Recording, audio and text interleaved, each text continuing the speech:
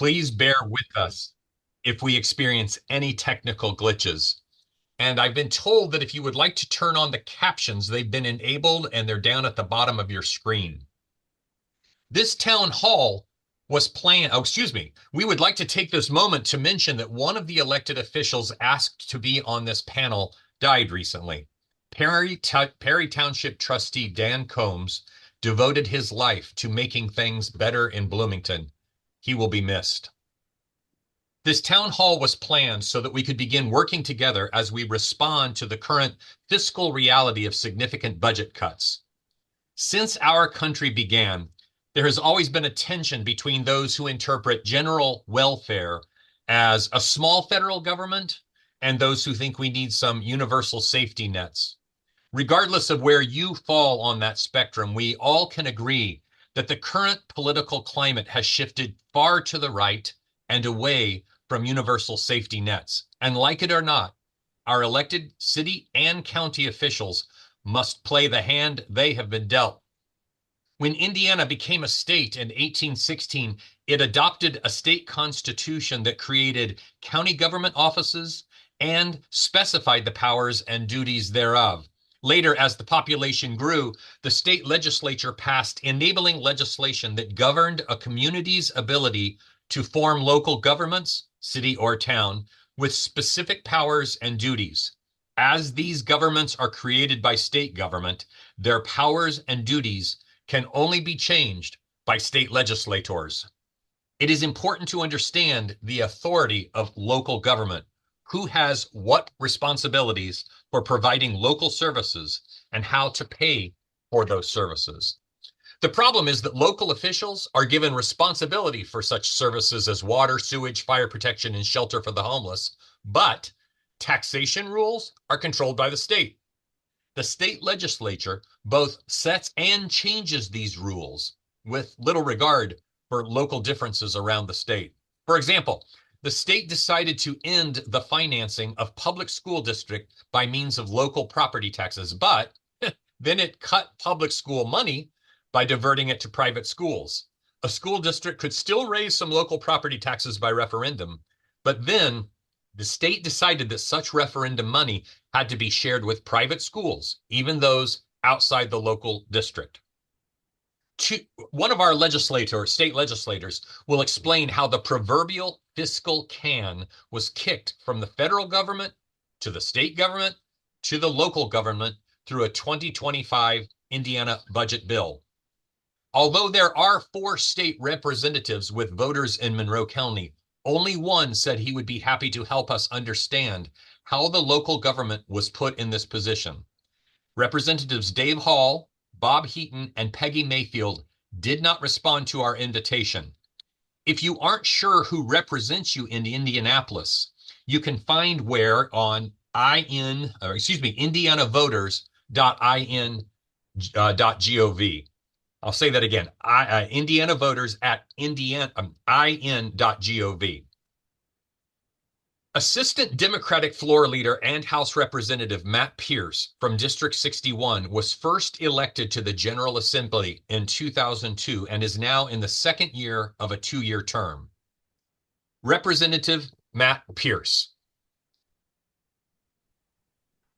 Good evening, everyone, and thank you for participating tonight. And I'm glad we can do it from the comfort of our warm homes rather than being out in the frigid weather and the snow. Well, I think the point that I wanted to make is that you have to understand that the supermajority that has been in charge of the legislature since 2011 is pretty strong believers in what I call the Laffer curve, right? Not what I call, but what economists call the Laffer curve. And this is the idea that the more you cut taxes, the more economic activity you will get, and therefore the more revenue you'll actually get in. Now, most economists, I believe, have discounted this theory as actually functioning, but this is kind of the attitude of the people who are making our tax and fiscal policy. And so not only has the local government been kind of treated in a way that, hey, if we just cut taxes, we'll have more taxes in SB1, but we're also seeing that over the past decade. So, for example, the income tax was at 1.3.4%. It's now going to be down to 2.9%. The inheritance tax was repealed. The corporate income tax went from 6.5% to 4.9%. The financial institutions tax was also limited. And so over the past decade, there's been billions of dollars of revenue that's eroded from our treasury because of all these cuts. And the idea is that it will generate economic activity and bring more jobs in. But I think, as Professor Hicks at Ball State has pointed out, when it comes to SB1, which significantly cuts the revenues of the local units of government, you're really not gaining too much from this strategy because, first of all, you can question whether the Laffer curve actually works. But more importantly, people who have the growing economies, if you look around the country, are people who have enough revenue to create a strong quality of life. They have good schools. They have affordable childcare. They have the kinds of amenities that people are looking for in their community. And if you don't have the ability as a local unit of government or as a state to build the kind of quality of life that people want, you are not going to get people to come to the state. And you need to have people coming to the state, particularly in Indiana's case, because we are not developing through our school system, through the university system, because that's been devalued as well recently. We're not getting the kind of workers that are going to fuel these jobs of the future in our artificial intelligence kind of economy, which is coming on. And so instead of investing significantly in human capital, we are just essentially cutting taxes on businesses and the wealthiest people in Indiana. And that's another kind of side effect of this. The impact of these cuts is that the people on the upper end are getting the biggest benefits. So we have a flat tax in Indiana. So, the tax cuts on the income tax, if you earn $50,000 a year, that gets you $250. If you make $250,000, that same tax cut got you $1,250. And so SB1 is the same way, where ironically, if you have a very modest home with not much assessed value, you probably get little or no property tax relief. However, you're probably going to end up paying a bigger chunk of your income in income tax because what the legislature has decided is if the local units can't make it with reduced property taxes, then they'll just have to increase their income taxes. And that is kind of the irony of this system. So when you step back and look at it in perpetuity, the tax and fiscal policy of the state is not working to move our state forward. And it's not investing in individual people the way we need to allow them to prosper and to succeed in our society. And it's creating wider income gaps. And so we've got to be changing our mindset at the State House and really work on asking ourselves, what is the revenue we need to really provide the services that our state needs? And I'll just close by giving you one example. Medicaid. The Medicaid budget has been growing. People who need health care, we have more and more people who depend on that program. Rather than the legislature asking itself, what do we do to find the resources to provide people with the health care they need? Instead, our answer is to just cut the program and try to keep people from knowing that they could even apply for that program. Matt? Thank you. Thank you very much. Thank you, Representative Matt Pierce. We have asked 8 city and county officials to be on our panel. They will each in turn give a 3-minute response, a timed 3-minute response to how they plan to adapt to these budget cuts. There will be a chance for you to submit a written question later in the program. We also have 5 community resource managers for food, housing, healthcare, safety, and education. Their statements will follow the panel. Mayor Kerry Thomson will start our panel statements. Mayor Thomson was elected in 2024 and is in her second year of a 4-year term as Bloomington's mayor. She is a former CEO of Habitat for Humanity of Monroe County and the former executive director for Indiana University's Center for Rural Engagement. Mayor Thomson, what budget cuts from the state do you anticipate, And how will you lead Bloomington to adapt? Yeah, thank you for having us tonight. And I really want to thank Representative Pierce for his ability to boil down the complexities of tax law in Indiana so that the rest of us, normal non-legislators, can really digest it. I want to note that tonight we're talking about the tax cuts in the state and what that's doing to state funding. But it's important to know that, and I'm sure some of the providers are going to highlight this as well.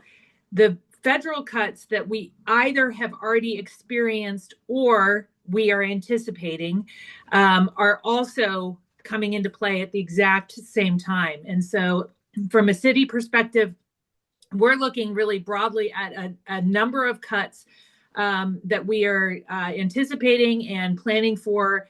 And as Representative Pierce said, SEA 1 really changes the game for how cities like ours are funded. And while it's labeled as a tax cut, really those with the lowest wealth are going to see the lowest cut. And in fact, once we implement some local income tax to try to recover the local income tax that we had been used to getting, because those are fading out, I anticipate that people in our community are actually going to end up paying more taxes than what they're used to.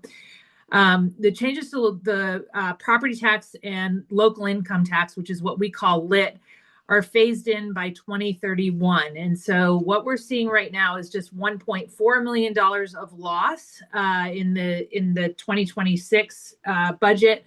But we anticipate we will be up to $30 million in loss in 2.5 years from now.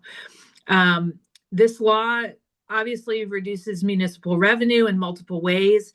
And they have a compounding effect over time. And so at the city, what we are looking at is, we're committed to providing the best possible services to our community. And we know that some of the things that we should have been doing all along had already been deferred. So maintenance on things like the snow plows that are driving out there tonight, and maintenance in our parks has already been behind, and now we're looking at a decreased budget and trying to keep up. So our philosophy in the city with how we're approaching this is to honor the commitments that we've already made. Obviously, we're meeting the basic needs of water and sewer and public safety. And then we need to take care of what we've got. And that's where the maintenance comes in, and really trying to stretch what we already have to make it last longer and to do more with what we have. And so when folks are coming to us saying, I have a great idea for a new park, it's probably not going to happen. We're still trying to figure out how we're going to maintain all of the infrastructure and all of the parks that we already have.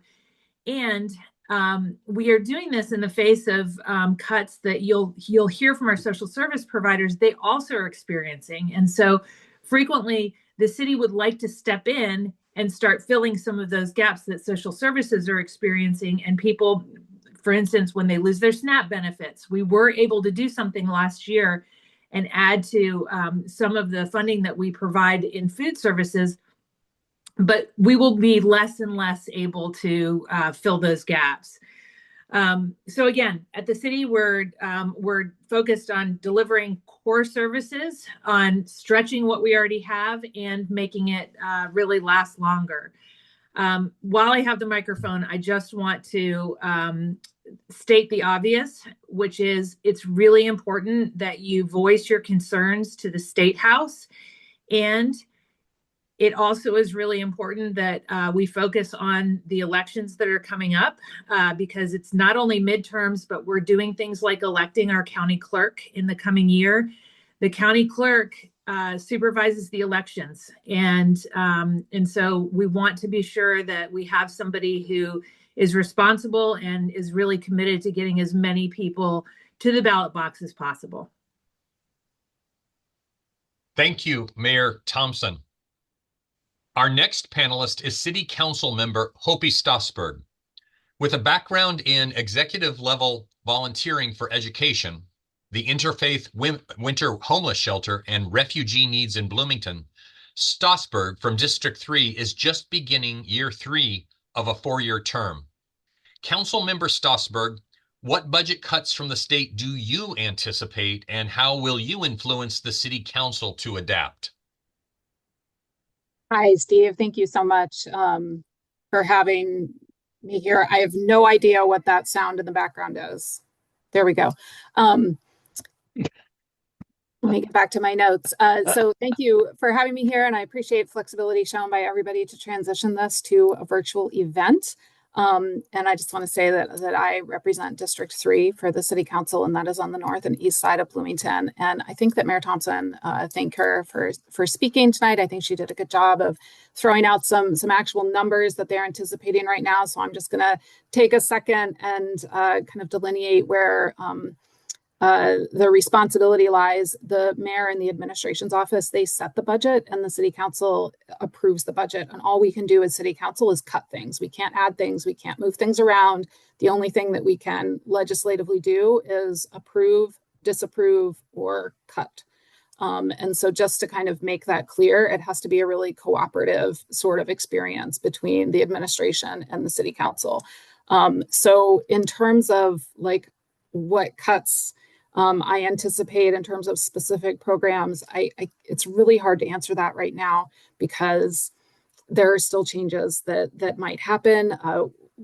As it was said by, I think, both Representative Pierce and Mayor Thomson, this isn't so much a tax cut as it is a tax shift. And so if we're going to get less revenue from property taxes, but maybe then we can get some of that made up in local income tax. But there's a penalty to doing that in terms of asking people to pay more income taxes, because it's just shifting the tax burden and the tax responsibility around in ways that is also really uncomfortable. So it's hard to say exactly what it is that I would be interested in cutting. And so I think what I decided to do was talk about what my priorities are in terms of spending city dollars.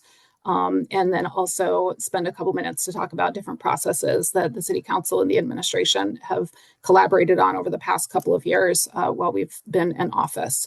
So in terms of spending, one of my essential priorities is maintaining quality systems and services and facilities that we currently have, and ensuring that we continue serving the Bloomington community in the ways that local government is responsible for and uniquely capable of. And I think the mayor and I largely agree on that point, and that's the importance of that.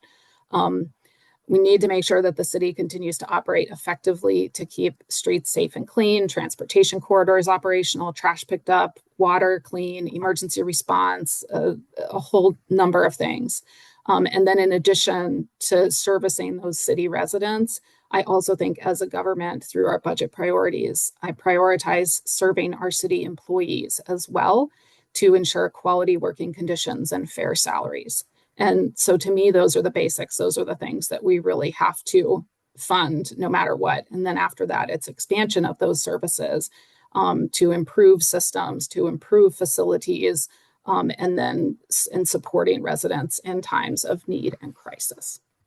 So over the past couple of years, the administration and the city council have collaborated through a shift to outcome-based budgeting or priority-based budgeting, which focuses not on what we've historically spent money on, but on the outcomes or achievements that have been made from those expenses.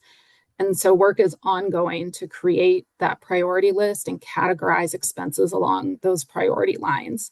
And this process is really going to help us make what may be really hard decisions moving forward as the revenue models change. And then last year, as council president, I did create the special fiscal committee, and I served on that last year. And this year, I'm chairing it. And that committee is working toward increased communication with administration and with community members around collaboration and understanding of budget process and revenue sources that fund our city government.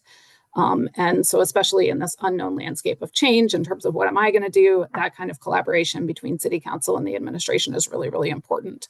We all need to be on the same team to get through this. And additionally, it's also really essential to collaborate with other units of government, and especially in our case, county council is really essential. And so I've personally opened lines of communication with various county council members in light of revenue model changes and how we need to work together to ensure continuance of essential community services. So I'll highlight 911 dispatch as one of those situations where right now, in terms of how it's funded, that is going to have to shift, and that is a service that is kind of jointly provided between county government and city government. And so it's things like that that we have to look at and figure out how we're going to move into the future with. Thank you, Council Member Strasburg. Ellettsville is an important. Yes. I need to interrupt for a second. It turns out as we move forward, the opening remarks are actually going to be limited to 3 minutes as opposed to 5 minutes from here on out. I guess we had a little bit of a time change, but then there's going to be the other 5 minutes. Is that right, Michelle? Is that what you're asking for, Michelle? Yeah, for the this section of the electeds, they each get 3 minutes so that it adds more time for Q&A. Yeah. Okay. Yep. Thank you. Thank you, Steve. Okay. Thank you, Council Member Strasburg. Ellettsville is an important town in Monroe County, so we are very happy to introduce our next panelist from the Ellettsville Town Council, William Ellis. As state coordinator for Braver Angels, Indiana, and former Republican County Chair, Ellis has brought those skills to a 5-member town council that basically manages Ellettsville as they have no mayor. Ellis from Ward 2 is in his 3rd year of a 4-year term. Council Member Ellis, what budget cuts from the state do you anticipate, and how will you influence the town council to adapt? Well, what we found this year is that, we did increase, obviously, our revenue collection. And that's one thing that I do want to clear up, that we've been fortunate where we've had double-digit growth. So we didn't have negative collections of revenue.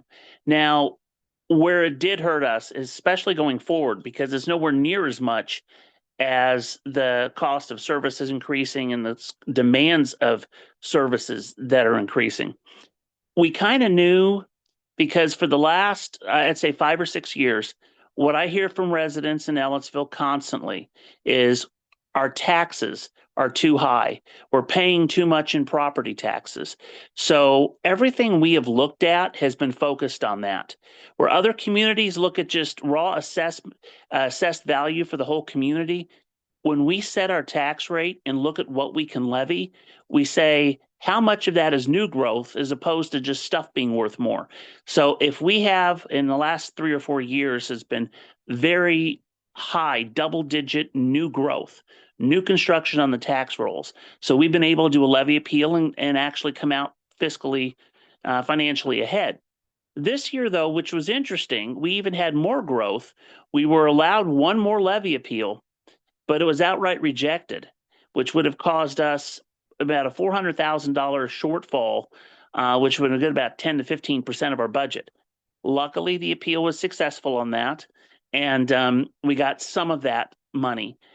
What we've had to do to adjust for that is a couple things. Number one, we were not able to give any raises.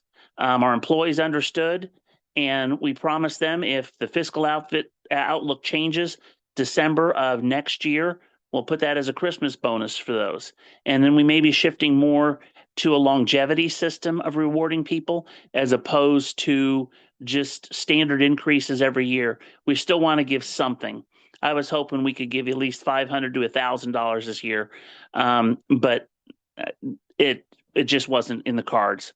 The other thing we've been hear from taxpayers regularly is that we don't want to pay for new growth. So that's why we developed this new growth in TIF districts, which won't really help them release their tax burdens now, but it will long term, because we're building the actual right mix of business and light industrial in those TIF districts. So by the time they hit the tax rolls, they'll be able to support an extra policeman, a fire station that we're looking at. And then third, a lot of people may have heard about it, we're looking at consolidation for Richland Township. Now, this will not change the fiscal outlook. I mean, we're still short. We're just putting two entities together. What it does do, though, is puts us in a better position in the future, because Richland Township has worked with Ellettsville for years with the fire department, culturally about the same. And we have people that are wanting to develop their property into the mix of property that can actually give true tax relief to our residents, but not starve local government. When we come to SB1, I've said it's the worst of both worlds. And I agree with the other panelists. I don't think very many residents are going to see tax savings from this. But what they have seen is unable to increase any services of parks and anything, but we've had to, I mean, they're not seeing any of these savings, but we're seeing the stress from it. I'm done. Thank you. Thank you, Council Member Ellis. Our next panelist is David Henry from the 7-member County Council. Formerly chair for the Monroe County Democratic Party, Henry is a career government management consultant and educator with expertise in homeland security and emergency management. He is an instructor at Indiana University's O'Neill School of Public and Environmental Affairs, SPIA. The council adopts the county's budget.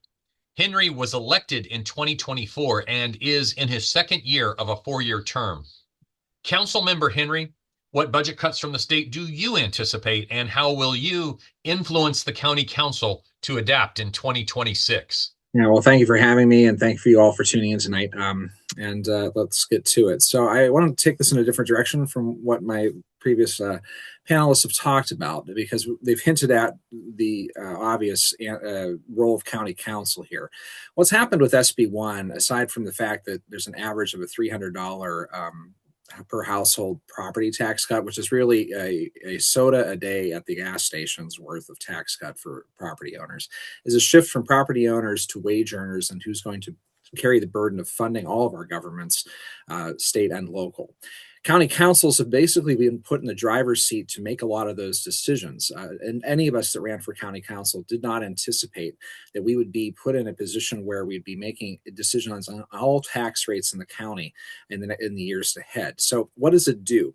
One of the things it does is it eliminates a lot of the little small local income taxes that my colleagues have mentioned. I've heard like for the public safety, 911, for example, all those funds are going to consolidate into something much smaller.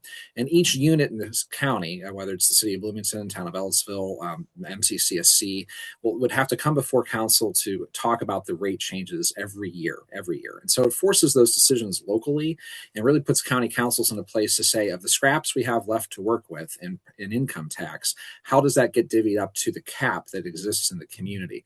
It puts us in a horrible situation to try to, I think, in one argument, say prioritize things, but what it really is saying is choose among the essentials in your community every year, and it really forces us to have an unnecessary debate. And this is really an artificial austerity at the end of the day forced on our community.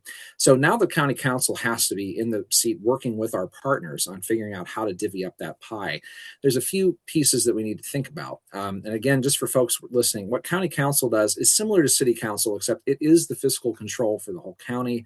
It is at this point. It also is the place where we can raise and lower the taxes in the county. So of course, that's when we see people come in to talk with us about those things. When it comes to future taxation and what it looks like, I don't have a crystal ball into what the cuts will happen. The message is to do more with less, but I think it's important to frame out a little bit about where this might go in the time I have left, and we can get to the discussion here. There are the consolidation of taxes in the county for the unincorporated parts of the county. So we're talking townships where you don't live in a town of Ellettsville, a city of Bloomington. There's an opportunity where, depending on how the tax rates break, that homeowners in those incorporated areas may actually see their tax change in a decreased sort of way. They may see an overall decrease in their taxes, which is unusual living in the unincorporated spaces if the county government goes forward and taxes to the full 1.7% that it could. For homeowners in incorporated areas, they may see tax increases based on what you've already heard on the call to maintain essential services and the programs that go on in those communities. So we are in a place where in the next few years, every tax year is going to look a little different as we try to maintain services. services. I'll say lastly that in the county government this year, we were fortunate to use some of our programming and tax revenue that we had to not only provide a 3% COLA to our workforce, but also continue on longevity pay for our employees to help with that retention and living wage in the community. Those days are probably not going to be duplicated in the years ahead, but my entire Democratic caucus that I work with has been committed to making sure that we are attracting the talent that really keeps us safe, plowing our roads right now, our deputies in the field, patrolling our community, our health workers, our assessors and our surveyors, and all the people that work hard to provide the essential services in our county. I look forward to the questions that are coming up. Thank you, Steve. Thank you, Council Member Henry. Sheriff Ruben Marte is our next panelist.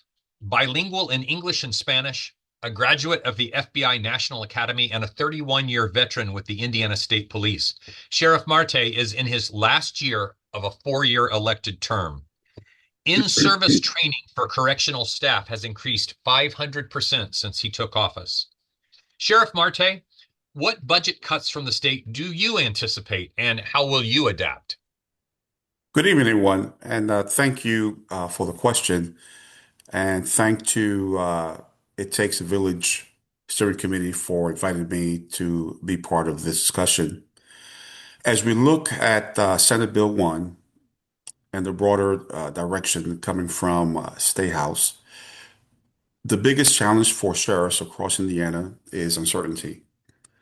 And when state policies challenge how revenue is distributed or capped, the impact are felt first at the local level by counties already operating with limited flexibility. I want to be clear that Monroe County Sheriff's Office has always been conservative with taxpayers' dollars. Again, conservative with taxpayer dollars. Fiscal responsibility is not new for us. Our jail kitchen staff routinely searches for cost-effective food options when purchasing meals for residents in our care. Our deputies fuel vehicles through the County Highway Department bulk fuel system, which is far more cost-effective than retail pricing. We actively manage overtime to control costs while maintaining safe staff levels. Our patrol vehicles are regularly maintained to extend their services life and delay costly replacement. These are just a few examples of how we respect taxpayers' investment every day. As a result of Senate Bill 1, the areas most at risk are not extra. They are staff, training, equipment, and core public safety services. Cuts costs means delay vehicles replacement, postponing technical upgrades, and or limiting staff flexibility. Since taking office, we have increased in-service training for correctional staff by 500%. That was a deliberate choice. Training improves safety, reduces liability, and leads to better outcomes for staff and the people in our custody. Preserving the progress will remain a priority. So how do we adapt? First, we will prioritize core public safety function, emergency response, jail security, and constitutional policing will always come first, always come first. If cuts occur, discretionary spending will be reviewed before frontline service are compromised. Second, we continue to look for efficient and participation in making every dollar work harder. And third, we remain transparent with the public about the real impact of funding decisions. Local law enforcement did not create this pressure, but we are responsible for managing them. My commitment to do so responsibly responsibly and transparently, and with public safety always at the forefront, always at the forefront. Thank you.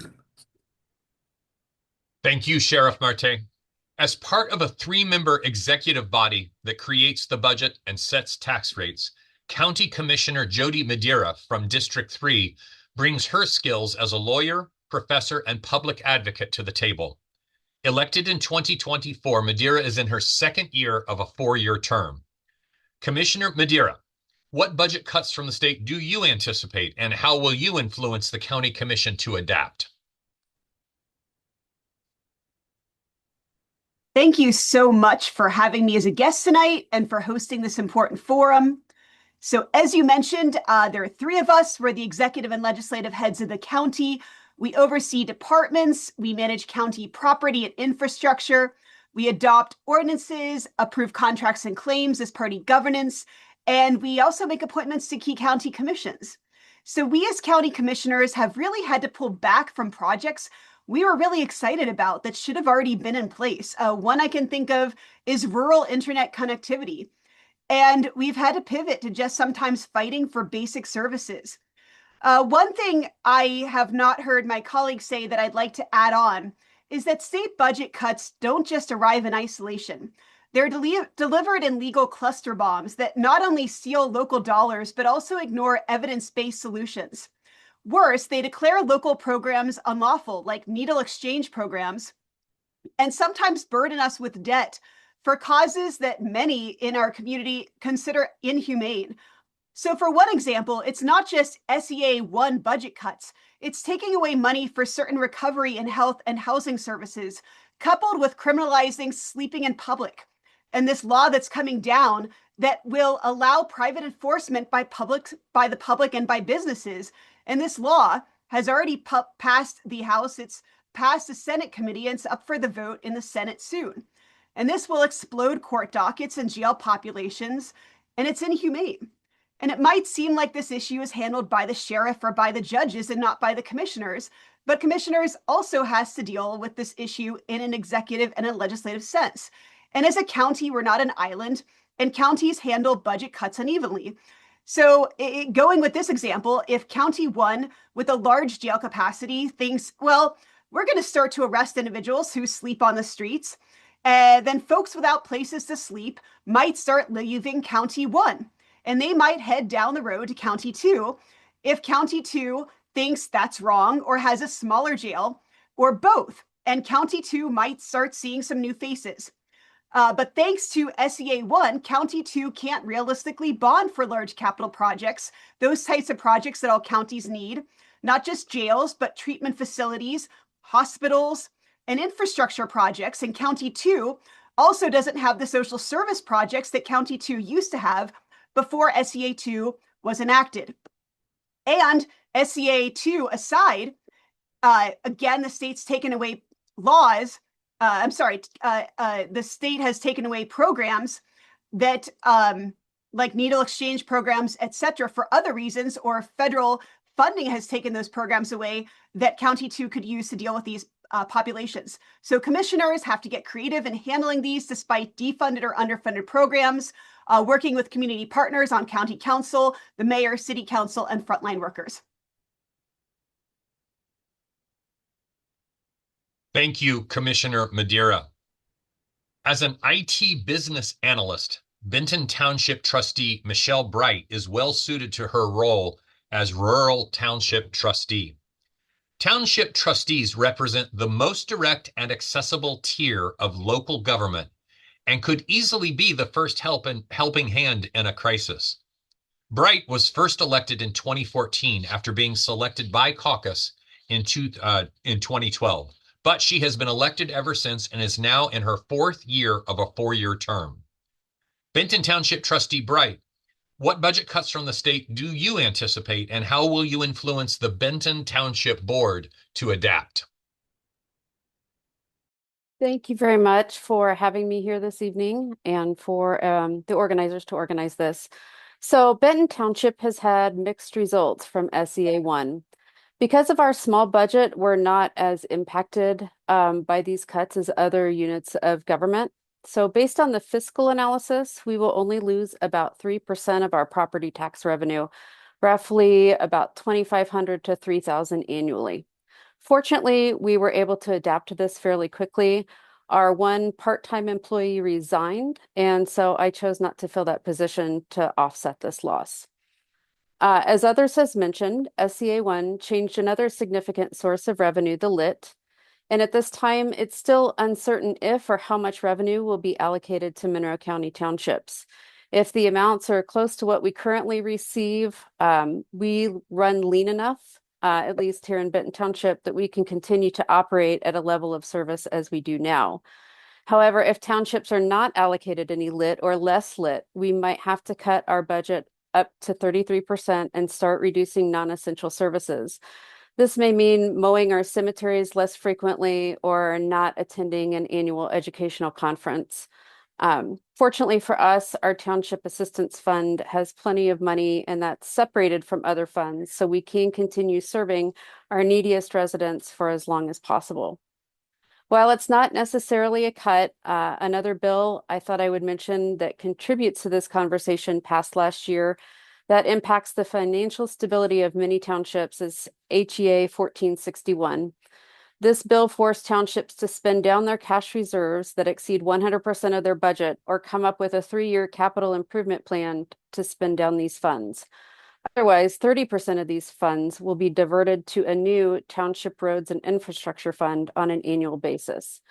So not only are townships looking at a reduction in property tax revenue, a potential reduction or loss in local income tax revenue, but now also a cut in our cash reserves that some townships like ours has spent years building up and rely on to sustain operations over time. Probably the biggest budget cut that's on my radar right now are 2 bills that are currently being considered in the General Assembly, House Bill 1315 and Senate Bill 270, which would reduce or eliminate township government by January 1st, 2028. This would especially impact rural townships, including Benton Township, and most importantly, our residents who are in need. In the end, my priority is simple: to keep stretching our dollars as far as they'll go and continue to work with my board to educate ourselves on these topics and options so we can respond quickly in order to ensure that we continue to offer the best service for our residents. Thanks. Thank you, Trustee Bright. With a Master of Public Administration, experience as Assistant Director of Finance for the City of Bloomington Utilities, and as Executive Director of United Way of Monroe County, Bloomington Township Trustee Efrat Rosser was elected in 2022. She is in her last year of a 4-year term. Bloomington Township Trustee Efrat Rosser, what budget cuts from the state do you anticipate, and how will you influence the Bloomington Township Board to adapt? Thank you so much. And thank you to my colleague, Trustee Bright, who I think laid out some of that very nicely. I'll speak a little more to an urban township like ourselves. Bloomington Township is the second largest of our county's 11 townships, serving more than 44,000 households. We have both unincorporated areas, and we have the northern half of the city of Bloomington. And while I do oversee 3 historic cemeteries, I handle the occasional weed complaint from outside city boundaries, I would say that over 95% of our work looks a lot like social services. We provide emergency financial assistance that helps prevent evictions every day. We help residents catch up on utility bills and avoid shutoffs. And we run a busy food pantry that serves more than 200 households each month on average. We help with bus passes, certain medications, medical needs. We cover burial or cremation costs as well. And we're a referral hub, a resource point. We distribute things like Narcan, feminine hygiene products, pregnancy tests, and other basic household items that can be hard to access when money is tight. We recently launched a representative payee program for individuals receiving SSI or SSDI who need help managing their finances. With a dedicated staff member running that program, those most vulnerable in our community can be confident that their bills are getting paid, their budgets are being followed, and that they can remain housed and financially stable. So we expected this program to only grow because the need is real, especially as people are aging.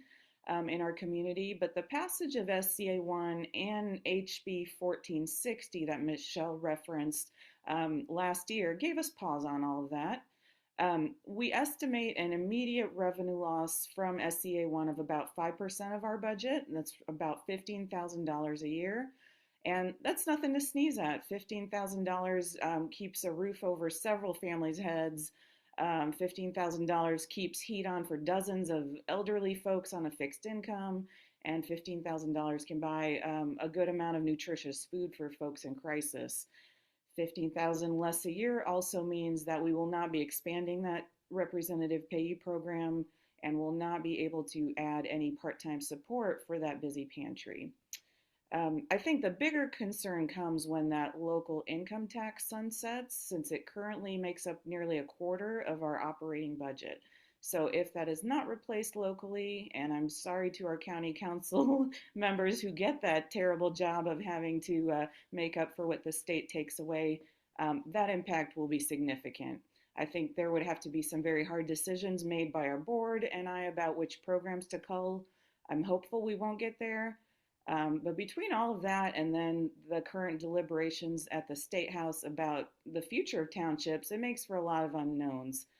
I imagine that once this legislative session ends and townships know our fates in terms of consolidations or dissolutions, we will have to have a more dedicated conversation about this path forward. But that might be a topic for another evening. And for tonight, I just appreciate this opportunity to talk revenue cuts, how we're handling them, and thanks again for organizing this.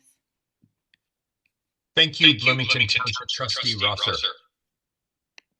And George, I don't know if you're hearing echo or not, but I am. In addition to our panel. Yeah, I have, but I don't know where it's coming from, so. Okay. In addition to our panel of city and county officials, we have also asked community resource managers for food, housing, healthcare, safety, and education to join us this evening. Monroe County is blessed with many nonprofits trying to improve life for those in need, which improves life for us all. Although they don't often directly depend on tax dollars, they are affected by grants drying up, a retracted economy, and declining donations. Mother Hubbard's Cupboard is one of the area organizations working with our food-challenged population. With an Indiana University PhD in geography, an MPA from the O'Neill School of Public and Environmental Affairs, and 10 years in Bloomington, CEO President of Mother Hubbard's Cupboard, Megan Betts, has worked to bring healthy food to those in need. President Megan Betts, how do you anticipate that the budget cuts will affect your work, and how will you respond? Thank you. Yeah, so I'm Megan. I'm from Mother Hubbard's Cupboard. Often called the Hub, we are a community food resource center located in Bloomington. We operate one of the largest food pantries in the region and lead programming to ensure folks of all ages meet their goals in the kitchen and garden. While folks leave our free hands-on programming with more know-how, we care most that they leave knowing they're an asset to our community. They are our abundance and they are cared for. We operate as a low barrier client choice space. Folks come in and use their family's cultural needs, dietary preferences, and restrictions, and time constraints to select the items that work best for them from our pantry. We trust that if they arrive at our door, they need our services, and we set as few restrictions as we can manage on how much of each food item they can take. Our state is doing the opposite. In summer 2025, Governor Braun opted out of a federally funded program that would have offered payments to families to support children's food security through the summer. This year, SNAP dollars do less for Hoosiers as additional restrictions on sugary food go into place. We do not support these restrictions. Improving health and nutrition happens through improved access to healthcare, more affordable groceries, and better wages. At the end of the day, the calories Hoosiers consume are morally neutral. Our political and economic policies are not. I would be misrepresenting our work if I didn't name that Black, brown, queer, and disabled folks disproportionately need services like ours. It has become more dangerous and challenging for them to maintain educational progress, access life-saving medications, and enroll in programs and services that hold them in protective community. The current push to austerity is violence. It will cause bodily harm in the form of increased hunger and malnutrition, the negative long-term health impacts of which are well documented. There are lots of measures in the new federal and state budgets that will make folks hungrier, poorer, and sicker. I'm going to focus on the ways it impacts the Supplemental Nutrition Assistance Program, or SNAP, formerly known as food stamps. 284,000 Hoosier households receive SNAP, and the majority of participants are elderly, disabled, or children. Here's a list of some of the ways that SNAP is affected. This is by predominantly the federal budget. SNAP funding faces the largest cuts in its history, losing $186 billion over 10 years. Refugees and asylum seekers are no longer automatically given access to SNAP. SNAP has more rigid work requirements on participants ages 14 to 64 who must work a minimum of 20 hours a week or receive only 3 months of benefits within a 3-year time frame. Benefits will not be adjusted to keep pace with rising food costs, making the same benefit levels less impactful over time. SNAP-Ed nutrition education is defunded, and states will now cover the majority of the administrative costs of this program. The current administration is making it more challenging to do our work while keeping those most at risk of hunger safe. It has made it harder to seek grant funds and maintain best practices that lead to more dignity and respect for those we serve. It has made it scarier and more stressful for our patrons. So what does this mean for the hub? It meant a 13% increase in pantry visits in 2025, which we expect again in 2026.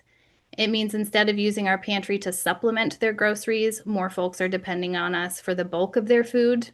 We anticipate seeing more seniors living on fixed incomes, more refugee families, more children, and more folks sharing stories of their struggles to find employment. We expect to see folks more stressed as they come to our pantry when they most need a state assistance and are less likely to qualify for it in municipalities too poorly funded to pick up the slack. So how do we respond? By prioritizing building relationships through community-centered programming and empowering our program participants. We will resist the sense of urgency that throws us into a panic. We will take the time to connect, advocate in the ways our community asks of us, and resist the idea that rising to meet demand will fix our food system when what it will really do is mitigate the symptoms of a damaging system. In How We Show Up, Mia Songbird tells us we get the future we want by practicing it now. What I hope we deepen our practice of is eating together, learning each other's names, inviting neighbors over for dinner and letting it be awkward, resistance training our muscles of neighborliness, because that is how we build a network like we're seeing in Minneapolis. It makes it easier to link arms when the wolf is at the door. With that in mind, my question to the panel is, how are you tangibly practicing the safe, abundant future we all want to see for our community? I realize that's open-ended, and I'm happy to offer examples to get the ball rolling. Thank you, President Megan Betts. In September 2025, Beacon broke ground on Bloomington's west side with what will be the new facility to replace the aging Shalom Center. The new building will replace an abandoned industrial complex with permanent and temporary housing, healthcare services, and employment resources for the estimated 300 homeless in Monroe County. 96% of Beacon's guests are challenged with extreme poverty.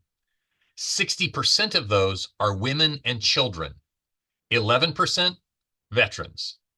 This new center got off the ground thanks in part to nearly $5 million in donations raised by more than 300 donors. Reverend Forrest Gilmore, as Beacon's executive director, how do you anticipate the state's budget cuts to impact this project and your service to the homeless, as well as your response to it? Yeah, thank you for having me. It's an honor to be here and to speak with you all today and share with you. As we begin, I just want to express my awareness of the weather and the cold outside that's before us, and the people who are exposed to that right now. The people who are living outside, living in cars, living in the woods, living in alleys and other places. And just bring that into the room and the space and the recognition that that's happening in this very moment. I've been doing this work, working with people experiencing extreme poverty now in Bloomington for a long time. It's I honestly just celebrated 16 years with Beacon just this past weekend. And just the other day, in a group meeting, within a few minutes, someone labeled me seasoned, and another person labeled me experienced. And I think they were just politely saying that I'm getting old. But it's been a bit and a while doing this, and there's some advantages of that. One of the advantages, I think, is that I remember some of the changes that we've made over time that have made our community better. I've seen what it was before and where it's come and how that's improved things. I do remember a time when in our community we had so few resources that finding a home for people struggling with extreme poverty was near to impossible. That was just something that was not something we really could do as a community, especially if those individuals were living with disabilities and had income that was below what was affordable in rent this in our community. And thanks in large part, and there's a lot to talk about in housing, but I'm going to focus on housing first in particular. And thanks in large part to Housing First and the federal funding of such programs, we actually built hope where there wasn't any. We suddenly helped people move into homes who hadn't had a home for years and in some cases decades, which I think is an incredible miracle, remembering a time when we couldn't do that at all as a community. I do remember a time also when healthcare was so scarce that people could not access much beyond emergency care. I remember a man with an infected tooth who removed it with pliers because he couldn't see a dentist. I remember another man living with Crohn's disease who had a colostomy, and he lived without medical supplies. So he used Kroger bags instead of colostomy bags to address that colostomy. I remember a third person that was living with MRSA all through his legs, creating lesions that would never heal. All three of these folks found housing through Housing First programs and were able to access health care after they moved into homes, leading to healing in each of their struggles. In addition to the benefits that these programs provide to residents, we know Housing First reduces arrests and drives down emergency room use. Our own program saw arrests dropping by 90% and emergency room visits dropping by 65% within a year. And that research is backed up by studies of Housing First programs throughout the country. Despite such programs, Housing First long having bipartisan support at the federal level, we have not seen significant financial investment by state government in the operation of these programs. And we are now seeing efforts to cut such programs federally by as much as 70%, which would be extraordinarily dramatic. While the federal cuts are not yet clear due to challenges in the courts and our community, a 70% decline in Housing First funding would effectively double the street homeless population, something I don't think any of us would wish upon us.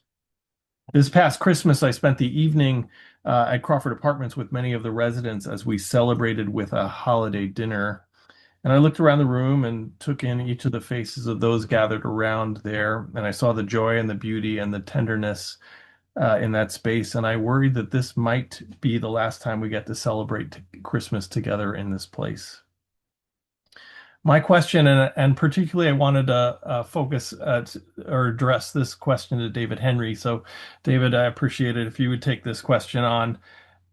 What funding sources through local government would you champion in order to see these programs not just maintain the status quo, but expand in our city and county?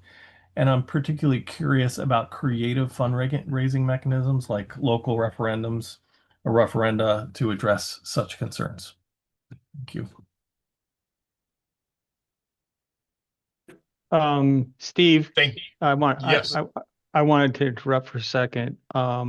So I wanted to mention to the guests, the participants, that we're going to answer questions after Tracy's finished, but they have to put the questions in the question area. There's no chat. You have to add questions. And so far we haven't seen any questions. So we just want to make sure people know that's what the panelists are going to do next, is answer questions. And so let us know who you're asking.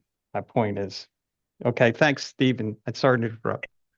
And also, Reverend Gilmore and President Betts, if you would like to post your questions to get the ball rolling, just remember to put one of those 5 tags at the beginning for the 5 topics of our community resource managers: food, housing, healthcare, safety, and education at the top of the question, if you would. It is estimated that Medicaid cuts could lead to the closure of as many as 16 rural hospitals in Indiana.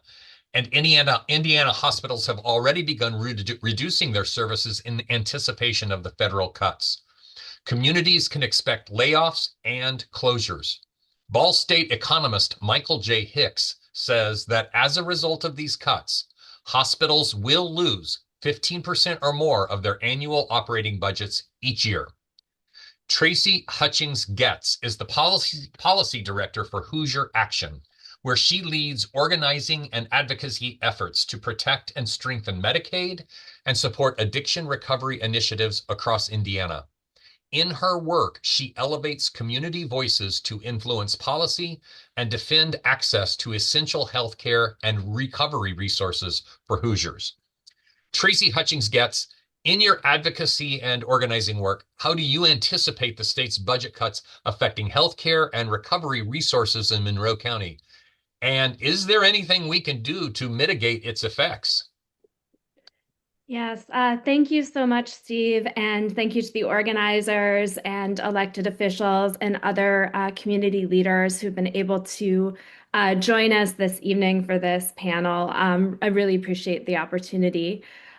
So as Steve noted, I work for Hoosier Action, and actually the dire situation of our healthcare system is actually the reason why I have transitioned back from just policy and communications work to full-time healthcare organizing again. So what that means is I spend my day having conversations with folks just like y'all on this call about their experiences with our healthcare system, whether they're Medicaid members or uninsured or covered through employer-based healthcare.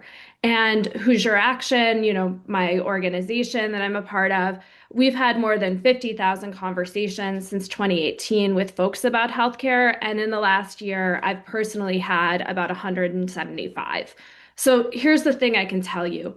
Things are getting worse, and we are poised to have them get a lot worse unless we start to organize more and work together more to change the system. So I am very afraid that folks are going to get sicker and poorer, and people are already very scared about how they can get and pay for the care that we all need to survive. And as Forrest and others have noted, these systems, whether it's healthcare or housing or food, they're really intimately connected. So I'm going to start by giving a little bit of a state of play and then offer some really concrete things that y'all can do during this legislative session, because we're during a legislative session. And then turn to some of the things that can be done at a county and local level to protect and improve our healthcare system right now.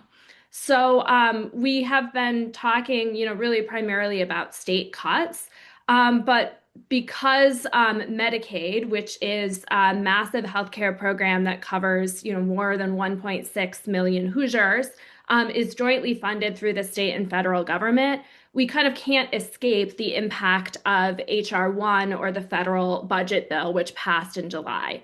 And what that's going to do, really starting next year, is rip healthcare away from 267,000 Hoosiers. And that estimate is on the low end, to be honest. And likely, depending on what happens at the General Assembly this year, we're going to see an even higher number of children, of seniors, of people with disabilities losing their health care.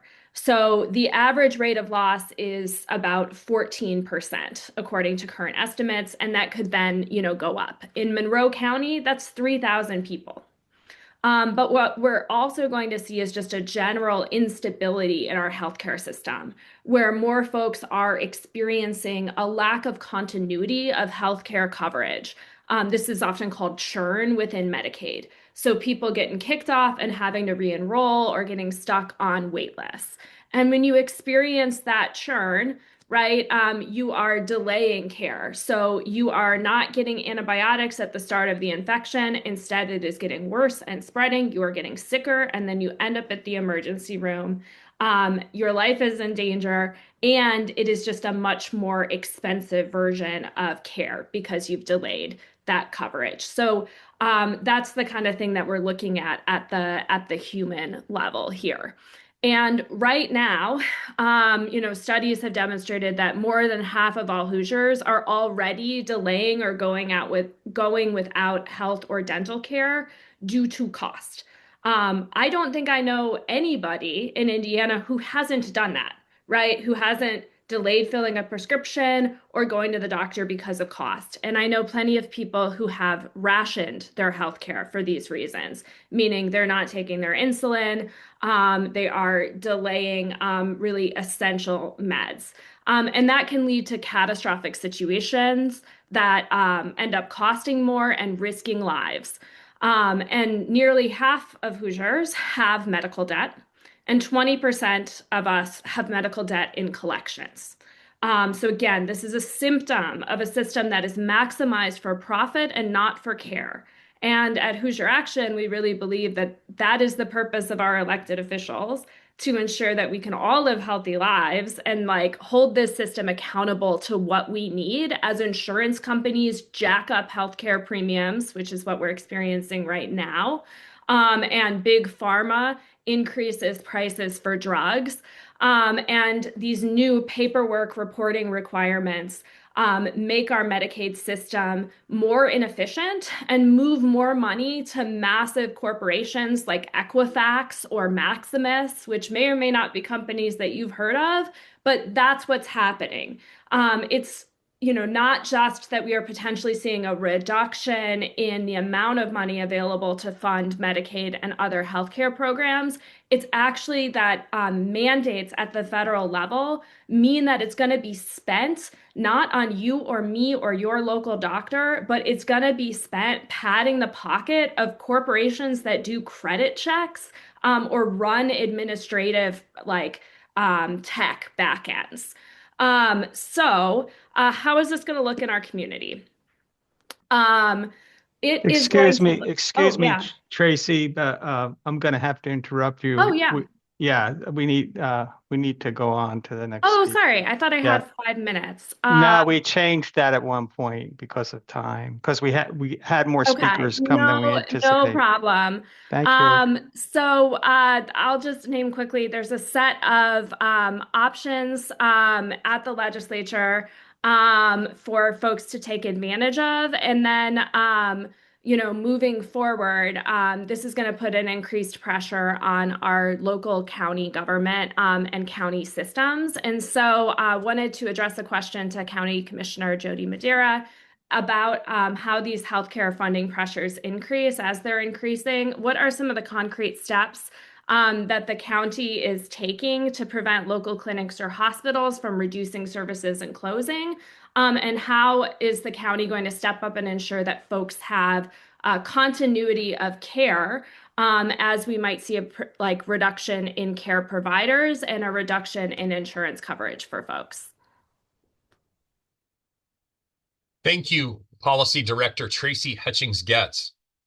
While most of us have not seen immigrants or refugees swept up by masked ICE agents and put into unmarked vans in our neighborhoods, fear and alarm are very present among our refugees and immigrants in Monroe County, even though refugees have a pathway to citizenship that should not be affected. They are all too aware that ICE is detaining and deporting them without due process, which is unheard of and the equivalent of a death sentence for some. It's just flat out not legal. Exodus Refugee Immigration has an office in Bloomington, and the resettlement director is fellow Hoosier Erin Aquino. Her experience not only as an AmeriCorps volunteer on Chicago's South Side, but also Peace Corps volunteer in Senegal, has informed her work with internationals. Resettlement Director Erin Aquino, how have the anticipated budget cuts affected your work, and what can be done to mitigate their effects? Hi, everyone. Thank you for having me tonight and ensuring that we can get some perspective on the lives of immigrants and refugees in the state of our country. So, as many of you know, immigrants and refugees continue to be scapegoated by national and state politicians, blaming immigrants for taking up too many benefits or portraying them as violent criminals taking over our street, which is ironic given what we're seeing play out in Minnesota. We understand that most of this is nothing but a ploy and distraction for letting disgusting greed and wealth continue to go unchecked, and an attempt to create fear and sow division among our neighbors. Refugees, when they were welcome to come to the U.S., were guaranteed to have food, medical care, education, and safety as they work towards self-sufficiency here in Bloomington and Monroe County. Unfortunately, our government broke its promise to refugees and took food stamps away from families and children in November 2025 and plans to take Medicaid away in October of this year.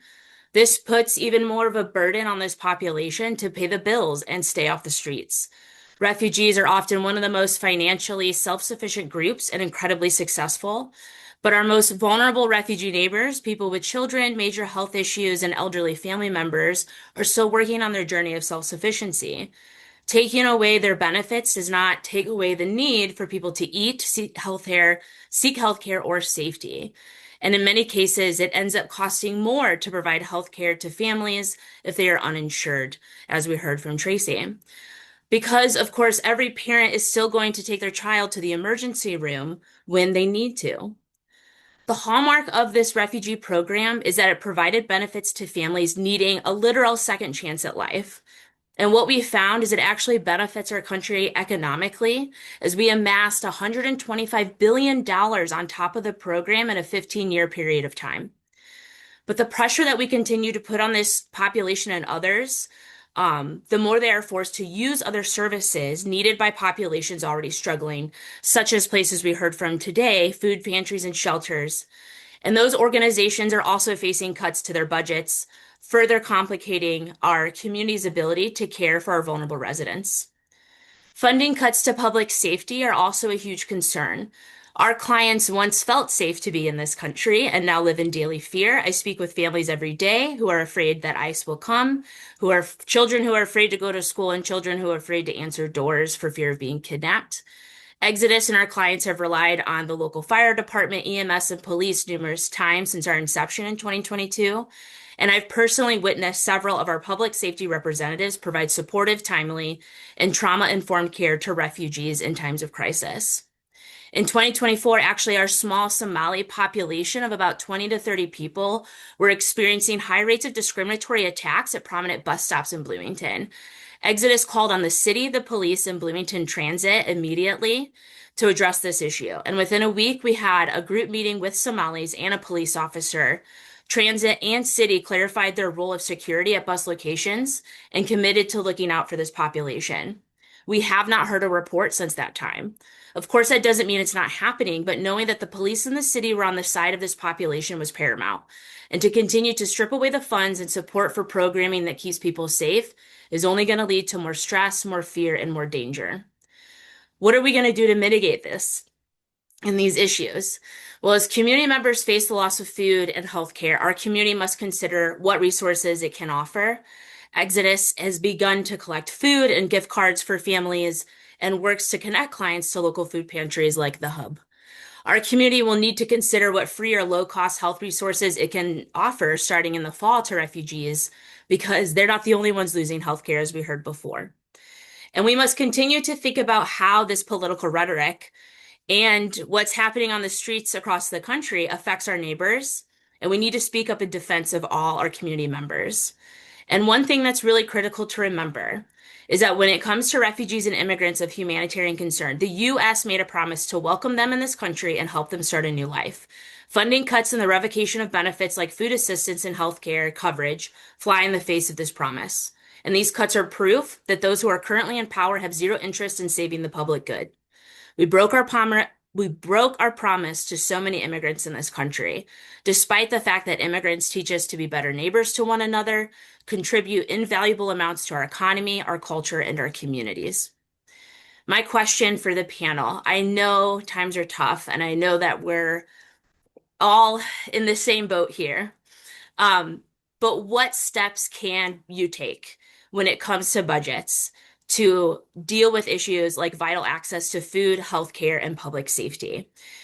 Can we consider designating special taxes for funds that continue to support our neighbors in need? Because as you know, that is a growing need that we're going to continue to see. Thank you all again for the opportunity to speak tonight. Thank you, Resettlement Director Aaron Aquino. Now for the last of our community resource managers.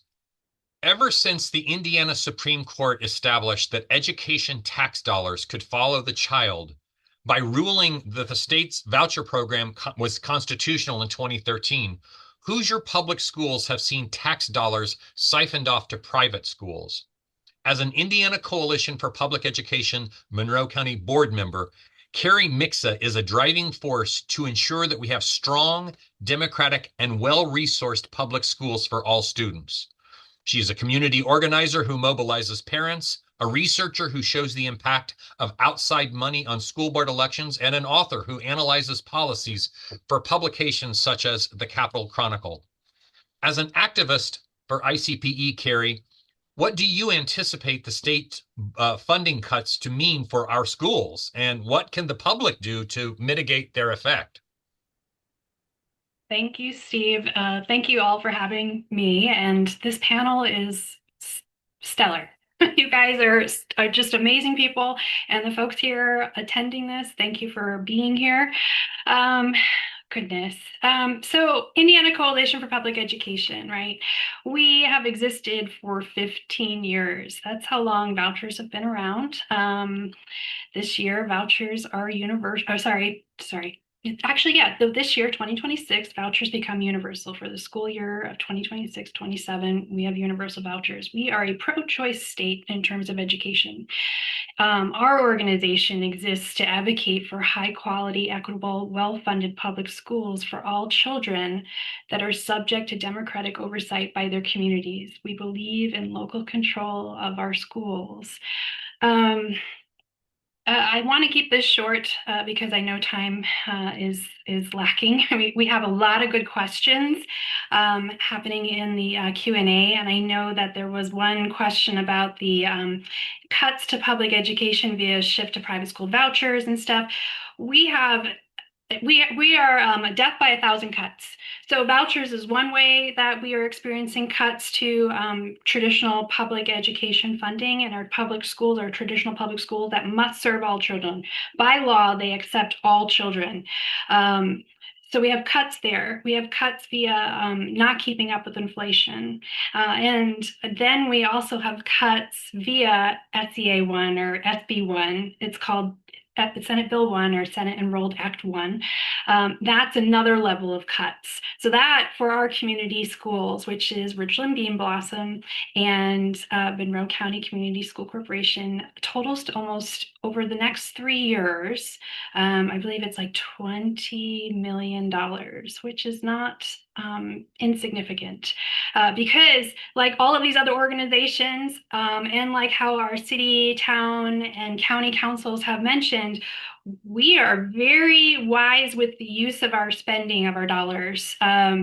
Public schools throughout the state are fiscally conservative, and so it's a bit concerning what will happen because, and I'm just going to get to my question right now, and I think this is more for Matt Pierce, but I would love for someone local to chime in and explain why maybe they can't fiscally help here. There may be ways, but the funding method of our schools is complicated.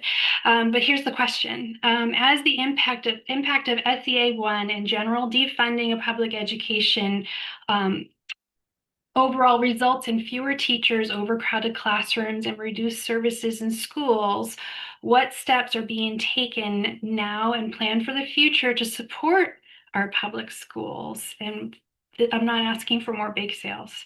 And that's all I have. If you are interested in knowing more about our organization, we're at indianacoalitionforpubliced.org. We have many calls to action on bathroom bills, 10 commandments in the classroom. These are our culture war bills. And then also this subtle takeover of local control, too much heavy-handedness coming from our state. Thank you so much. Thank you, ICPE board member Kerry Mixa. We promised to save some time for audience questions, and Kerry's question, I think, will be at least partially addressed to Representative Pierce in a little bit here.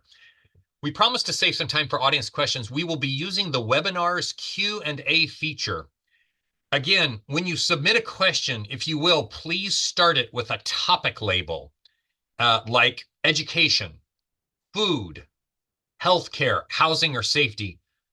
That is going to help us to signal to our participants that they may want to speak. These answers will go for about 30 minutes, about 3 minutes, and I think there will be a little indication that your time is about up. So please know in advance that we're trying to get as many questions in as possible.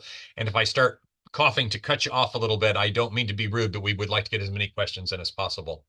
So our first question is on the topic of food, and it may be directed to Megan Betts, but perhaps also to other elected officials. One of our participants says, I wasn't able to hear the discussion on food in the county, but what response has there been to hunger in Monroe County because of cuts from the federal budget, as well as state governments? I think SNAP is another good example of this. So when we were having real awareness of what the government shutdown was going to do to SNAP for the first time in its history, it was uncertain if folks were going to get their benefits for the month or if they were going to be delayed. There was real public attention on the immediate impact of that because we ideally are supposed to eat every day. And so it was a moment where we saw an increase in new donors. You know, there's energy, there's enthusiasm, much like we saw in early COVID, to like join in and mitigate issues. And so it was a weirdly abundant financially time for us, and that really helped us take care of folks. We saw some public investment into the food bank, and when you give to Hoosier Hills Food Bank, you're also contributing to us because we distribute about a third of the food that they are sending through our region. And so there was public support, but I think the thing I want to emphasize is like I set our budget, and I'm going to be really frank that I have very little faith in public funding of our work moving forward. We don't receive federal support, really. We applied for community development block grant funding for what will likely be the last time because the restrictions on it for reporting scare us for the folks who receive our services, because we have to comply with executive orders that we don't agree with and that make people, especially folks who are refugees, who are working with Aaron, who we want to maintain their anonymity. It just makes it impossible. And so we will not be engaging with federal funding for the foreseeable future. And I see that, everybody here is working really hard with increasingly limited resources. And so we're calling on individuals. And I think what we really need to think about this as is not like these blips of panic and crisis and flash intervention, but like the long crisis, right? Like we've been talking about hunger in the United States since the 1960s. Really, in the way we talk about it now, it's the long crisis. And so that's why I'm talking about practice. What are the interventions we're folding into how we function every day that becomes ritualistic, that is ingrained in us, so that when we go to set policy, it is more equitable. But the support we got was great, and it's gone. And we're right back to the level of hunger that we knew was coming for 2025. Thank you, Megan. The next question is directed more to the issue of housing. I often hear, one of our participants asks, I often hear people talking about affordable housing as it relates to new construction projects. And I'm wondering who decides what is affordable. Is it a standard equation? Is this a firmly set level? Also, if allowed, how do we get around legislation previously passed that blocked municipalities from regulating rents?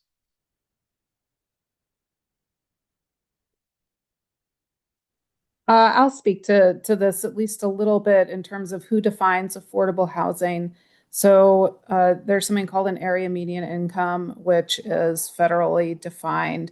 And so affordable housing is defined based on what percentage of that area median income that you earn, and it also depends on your family size. And so in terms of city code and in terms of what you've maybe heard the last several years about like, oh, building affordable housing or putting in an affordable housing unit, our development ordinance within the city of Bloomington, our unified development ordinance, has an incentive for developers to build affordable units.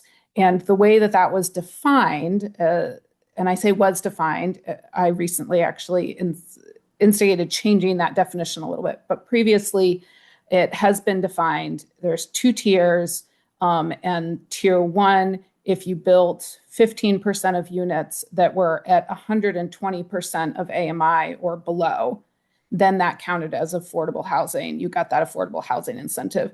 A tier two incentive, you had to build 7.5% of units below 120% and 7.5% below 7.5% of units, I think below 80%. And that counted as affordable housing. And that might be a lot of like terminology. It ends up being complicated, but that's what counts as affordable. And one of the things that I have been looking into is that those percentages based on our area median income, which is pretty high, the rents that result from that are not actually affordable.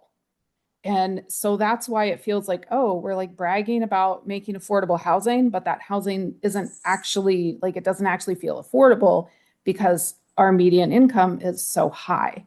And so recently I actually worked to change those affordability incentives in our development ordinance. So now those tier one affordability is dropped below 90% and tier two affordability below 70%. And so maybe that will make future developments more affordable. But it is this tricky thing where affordability, I mean, it really depends on how much money you make, whether something is affordable for you. And I mean, the minimum wage in Indiana is still $7.25 an hour. Like the living wage in Bloomington, I think right now is like $22 an hour in terms of that minimum that people say. So for some people, it probably feels like nothing can possibly be affordable. I hope that at least kind of addresses that answer. Yep. Thank you very much. Thank you. We have another question here. It looks like it will be addressed to Representative Pierce. I hope you're still here, Matt.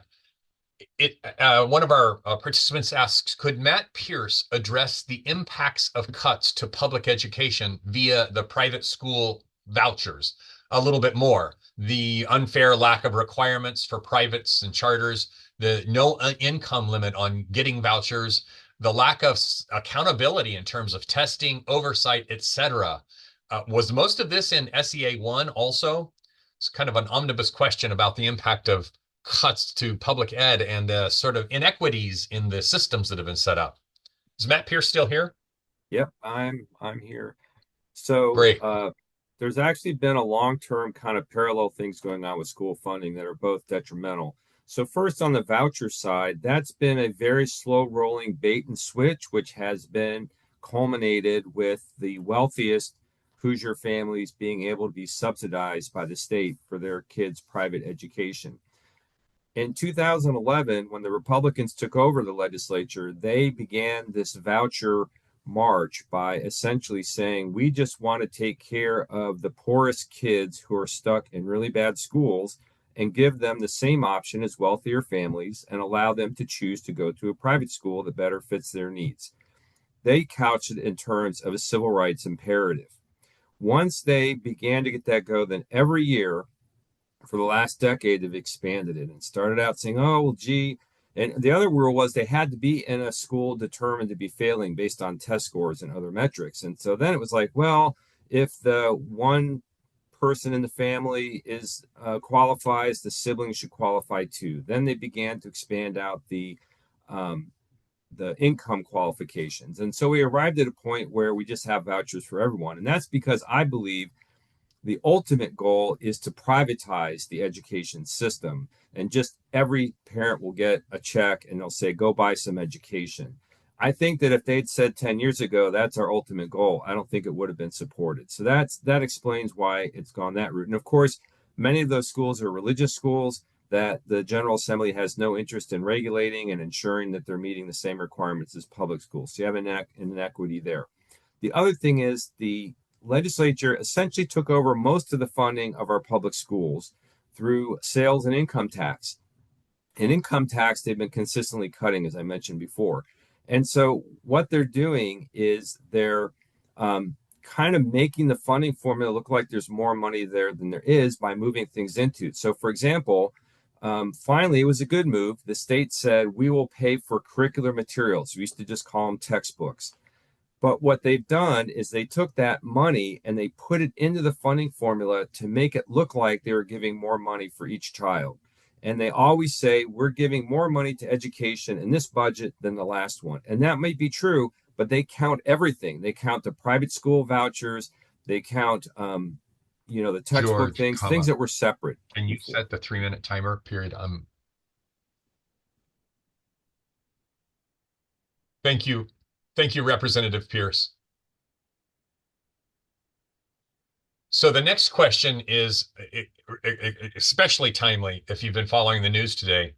And I think we probably have a few different panelists who might be interested in addressing this. What is the local plan for when, the participant says, not if, ICE comes to town? So I'll read that again. What is the local plan for when, not if, ICE comes to town?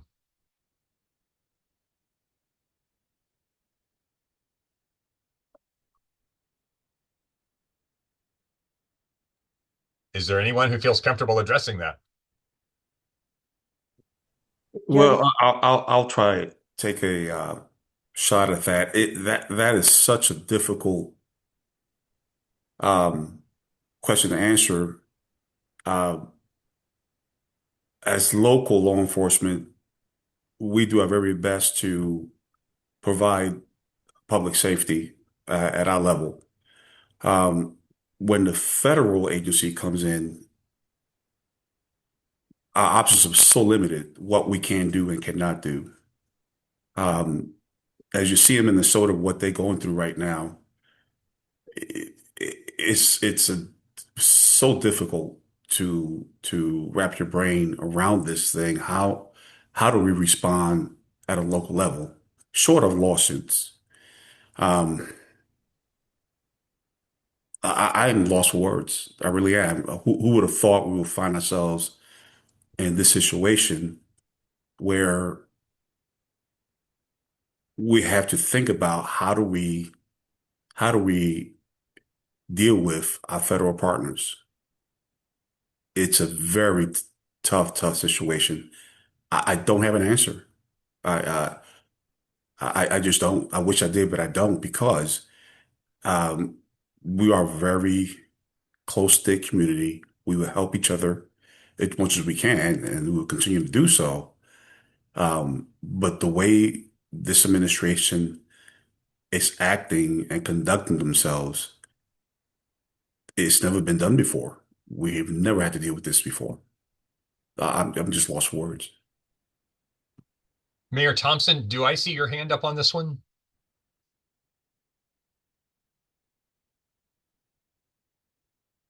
You do. You're and muted. Sorry, Yeah. I'm trying to get There we go. unmuted. I want to thank Sheriff Marte for taking the first shot at that. It is,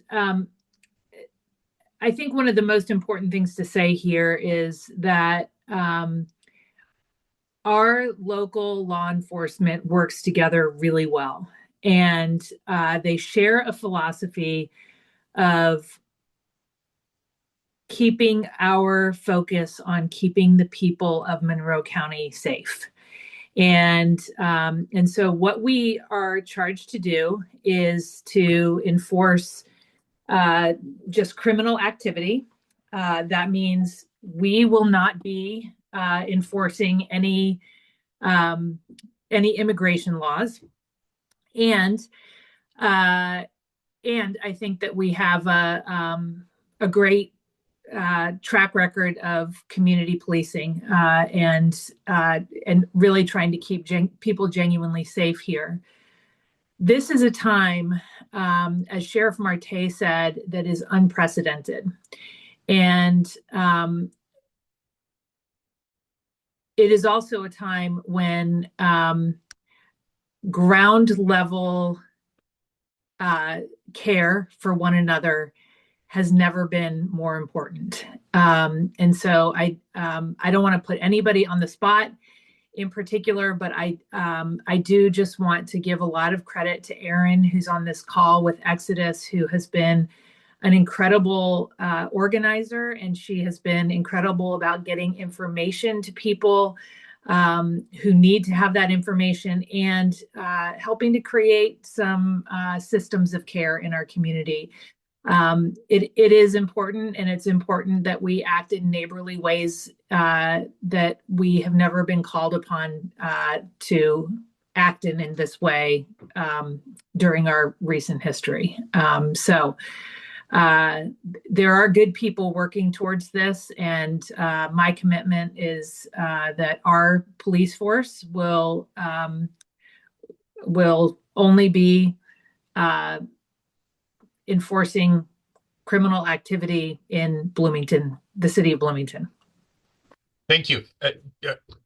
Jody Madera, did you have something you would like to say on this topic? If not, the next question will be directed to you. Yes, I'll just add that actually ICE has been here on and off for years. That is not something new. So I think what we're talking about is when ICE shows up, like scary mass ICE. And but I did want to reiterate that people have been present for years from Border Patrol and taken people for immigration purposes, and they have had a presence in Bloomington. And basically federal immigration enforcement has been here before. When they are present, basically the city and the county are not notified in advance. We cannot stop ICE from operating locally. And so when required, we cannot hold someone in our jails just because ICE asks. There's been this issue in the news of, for example, when someone is ordered by a judge to be released, can we hold them for ICE? The answer is no. Once a judge orders someone to be released, no matter what they've done, what they've been alleged to have committed, we cannot hold them. If we hold them, that's a Fourth Amendment violation. That's really bad. So basically, we let ICE know that, or the sheriff tells ICE this person is going to be released, and ICE has a certain time that they can come get them. If they don't, then that person is released, and that's not our responsibility. And if we don't, if we were to hold that person, the county could actually be sued, and counties have been sued, Los Angeles, for example, for millions of dollars. And so that is not a responsibility we want to foist on our taxpayers. And so I think that that's just something that has been high profile litigation elsewhere in the country. And that's something we do not want. We don't want to violate civil rights here in Monroe County. Thank you so much. That's really helpful. And I'm going to give you a chance to catch your breath here for a second. Somebody asked, would one of the facilitators let participants know how many have been participating in this meeting? I look down and I see 92 participants, but maybe George or Michelle can correct me before the closing in a few minutes. Jody, one more question for you. One of our participants asks, why is Monroe County proposing a $250 million prison? And what will this do to Monroe County's long-term debt? So about the proposed prison. Jody? So thank you. Actually, Monroe County isn't proposing a $225 million prison. that has actually been taken off the table. So before I was elected, since I started serving in January of 2025, the commissioners at the time looked at a number of options over several years. They looked at Fullerton Pike, they looked at Vernal Pike, and they landed on North Park. And they began to commission a jail plus basically a series of courtrooms and offices that together they called a justice center. And that was basically hard construction costs, 175 million. Soft construction costs added in was going to be about $225 million. And basically that was taken off the table by the bill which occasioned this forum, SB or SEA 1. And so also in October of 2025, the county council very, very openly and very, very explicitly said, we do not want this public jail, this large jail. We do not want North Park. And so actually this past Thursday, I think the county commissioners and the county council had a very productive conversation where we agreed that we basically need to move forward together cooperatively and transparently in finding a new location for a jail, not a justice center at this time, but a jail, which is our most immediate concern because we are under a federal settlement agreement that expired January 15th. It has been extended until April, but we basically have a 90-day window where we have to come together and demonstrate forward movement, or we could be actually under litigation by the American Civil Liberties Union if they decide not to extend the settlement agreement past April. And so the commissioners and the council, hand in hand, are going to solve this problem for the community in an expeditious and financially, fiscally responsible fashion. And we're going to get a constitutional jail built, and it's not going to be $225 million. Thank you. David Henry, did you want to add a little bit to that one before we get to, I think maybe we have maybe two more questions. Yeah. I'm happy to, just because when the word fiscal pops up, that's county council. So I think it's, and the question was about long-term debt. So I think that's important to answer. I can't improve on the broad strokes of what Jody said, but let me talk about the debt piece. So as proposed prior to that vote in October with the denial of the North Park property, which would have been a joint co-located 227-ish million facility. At that time, you were looking at roughly $5,000 per taxpayer that would have been paying for that in our community over a 20-year period. And that would include children that are growing up in the county that would be paying as part of their income tax into their 30s, paying that off. And what that meant for the community on the light end would be about a third of all local income tax going to that facility. And depending on some of the municipal talk about trying to claw back some income tax, could have been 2/3 of every local income tax dollar that the county had to pay for that facility. So the long-term debt piece was encumbering a lot of local money exclusively for that project. So we really do have to get back to the drawing board of what meets the mail for constitutional care, because we do not have that in agreement with the ACLU right now, and understanding that there may be other ways that we can help work through our criminal justice system, right, to make sure that we're funding other alternatives in the community, to make sure that the jail is the hopefully last choice, right, that we've been able to move people into other care. So I would just say that at some point the bill does come due on this stuff. And as we've talked about this entire time, when we have a state government that is shifting that burden to wage earners instead of property owners, what that means in Monroe County, which is a place that has a graying population and a young population of workers, but a very thin middle of people, 21 through 55, they're earning the wages you would want to tax for revenue to pay for the quality of life that we have. It ties back to an earlier question you had about housing, because we need taxpayers here that are and have high paying and good jobs here. And so all of those things are interconnected about debt service and how we actually move forward here. So it's complicated, and it goes a little plaid like my shirt on a Zoom meeting, but understand that I think the county council is very tuned in on what the tax burden is going to be for the current and future problems in the county. Thank you. Thank you, David. Thank you so much. The next question is probably best aimed at Sheriff Marte. It's a safety question. The question is this: what was the result of the Indiana Attorney General's lawsuit claiming that the Monroe County Sheriff's Department was violating the Anti-Sanctuary Cities statute. Sheriff, That is tough for me to answer. We're in the middle of litigation right now, and I've been instructed not to discuss matters of that topic. But it is ongoing at the present time. I could say that. Steve, Okay. can I put on my political hat for a minute? I used to be a party chairman. Maybe I could to call the audible. So I want to share, first of all, I mean, I think we all commend Sheriff Marte and being a sheriff that believes in the Fourth Amendment. And this, I think Jody had pointed to that. Yeah, every one of us in elected positions have taken a constitutional oath to defend the Constitution of this state and the Constitution of the United States. And I think Commissioner Badira was pointing at that with her legal analysis of some of this. I want to say from that old party hat perspective that, there's a reason why we're being targeted, as Minnesota is being targeted, as Portland is being targeted, as Chicago is being targeted. It's because our way of life works. And in Monroe County, we have figured out how to do things with our social service community, with our government, and how to support our community, groups like Exodus that have done work in the community, people on this call. And so I think that because it is political, we're dealing with an attorney general. Back when I used to work in DC, we used to call AGs aspiring governors, not attorneys general. And, we have to deal with that. So, I know that there are activists on this call from wonderful organizations that are watching this.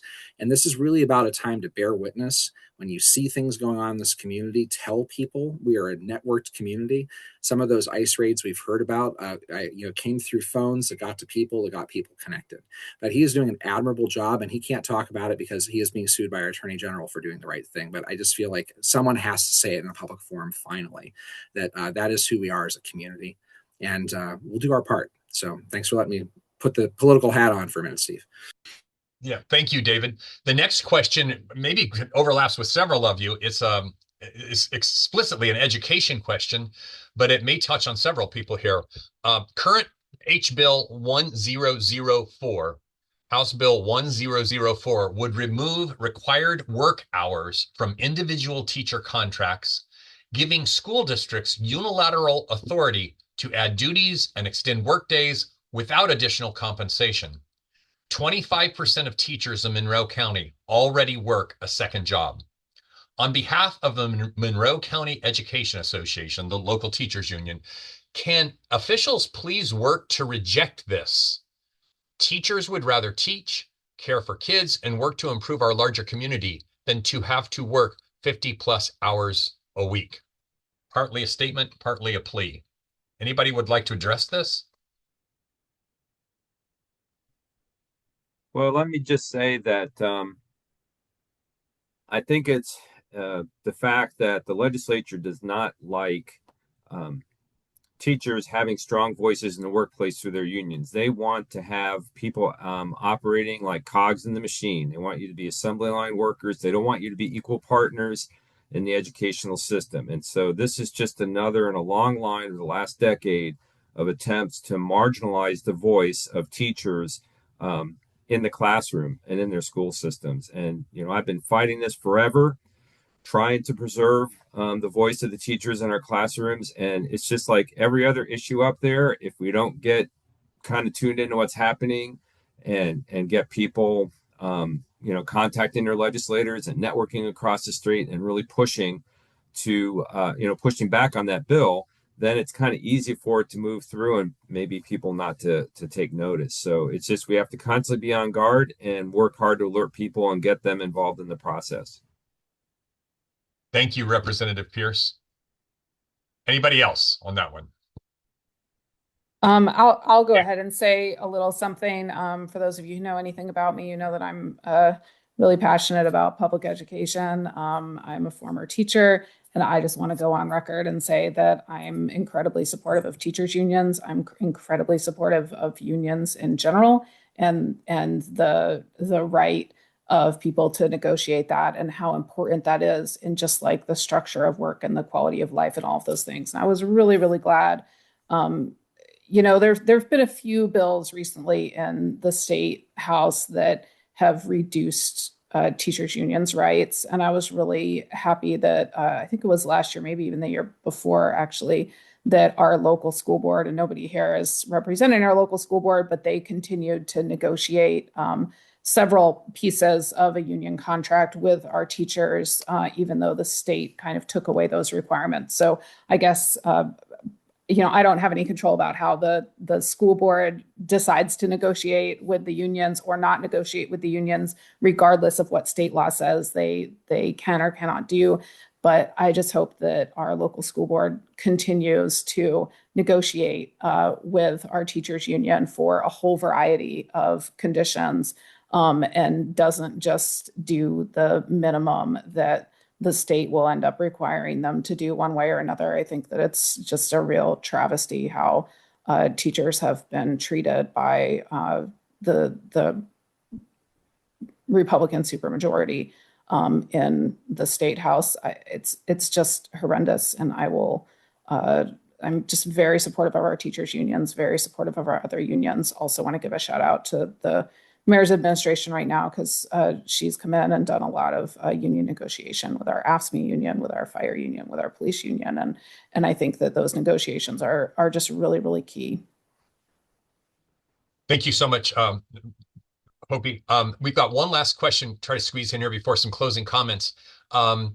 This one maybe overlaps with several of you again, and it has to do with the trans community. With the constant attacks by our legislature on the trans community, what can our state and county governments do to protect them, especially as it pertains to public access, let's say? Anybody feel comfortable speaking to this question? Can I just jump in really quickly as someone who applies for like public sector funds a couple times a year? One of the things that I appreciate most about city and county support we receive, we can usually count on Sophia Travis support and Jack Hopkins support, is the really low barrier reporting requirements. There's a lot of leeway, there's a lot of trust there. And I think the more that grantors, public or private, can lean into that and give us the space to protect the anonymity and autonomy of people we're serving, it makes us more comfortable and confident in partnering with those funders. And it is just an immediate protection to everybody we serve. It's become a major deciding factor. And I just really appreciate the flexibility of some of the funding pots that our local folks have for us. Anybody else like to speak to that topic? I would just say, because the funding piece from County Council, I appreciate that feedback with the Sophia Travis program. And for those who are listening, we have a modest grant program for community services the County Council provides with the county commissioners to release funds. By no means is it a moonshot. It is often a Band-Aid on things or for immediate needs. But I would say to this group of people, because I think the theme of tonight, it takes a village, and a lot of you are looking for ways to advocate at a state and local level, especially, is to talk with your local elected officials. We're not made of marble. We're part of the community as well. And really, bring your ideas, because I do think as we are reimagining the local tax code and reimagining local income tax, there are opportunities to improve our ability to give to organizations. We just have to get smarter about it and really get into the Excel sheets and figure that out. I will say to the question, though, because I don't want to deviate too far from the question about transgender support, that one of the things I was happy about this year with Sophia Travis is that the new LGBTQIA community center, the Front Door, which had recently started to collect money to open a center for our community, had secured funding from us from the Sophia Travis grant program to help with seed money to purchase a facility. And so I'm glad that they applied, and I would just say, keep at it and coming to your county and really working with us to identify those resources. Thank you, David. Jody, one last quick comment here. Yep. I think that the county can commit to continue giving individuals who identify in that community or any marginalized community protections that are currently denied them under state and federal law, and encouraging employers to do so through chambers of commerce. And I think that's one of the strongest protections that they can have, because they're currently denied those rights. Thank you so much. As we get ready to adjourn, I'd like to thank our speakers, our panel of city and county officials, and our community resource managers for their participation, And a big thank you to the audience for attending, especially with the last minute shift due to weather. We hope this town hall will inspire a greater awareness of the challenges faced not only by the local governments, but also the organizations that work to make all of our lives better. The part we all have to play now is to cast an informed vote. It's more important than it has ever been because it has never been clearer how our elected representatives make all the difference in our daily lives. It's up to us to support candidates who will listen to local voices. Talk with your friends and neighbors to make sure they're registered and that they vote. Right now, it is the decisions of state and federal officials that frustrate our best efforts to solve the problems that beg for attention. We cannot afford to be checked out. We'd also like to thank our sponsors for their encouragement and financial support. Bloomington, Indiana 5051, the Democratic Women's Caucus, the Indiana Rural Summit, the Limestone chapter of the Indiana State Teachers Association Retired, the Monroe County Democrats Club, the Monroe County Education Association, Organizing Indiana, Reverse Citizens United, and Stonewall Democrats of South Central Indiana. I'd like to say real quickly, I had a correction. We had 102 total participants at the maximum attendance today. But in closing, I'd like to just add this. As a retired teacher, I would like to read a statement from Ball State economist Michael Hicks from a column of his. If a diabolical James Bond villain were to craft a set of policies that ensure long-term decline in a developed country, it would come in two parts. First, spend enormous sums of money on business incentives that offer a false narrative of economic vibrancy. Then, cut education spending. With that, good night, everybody, and stay warm and safe at home. Thank you.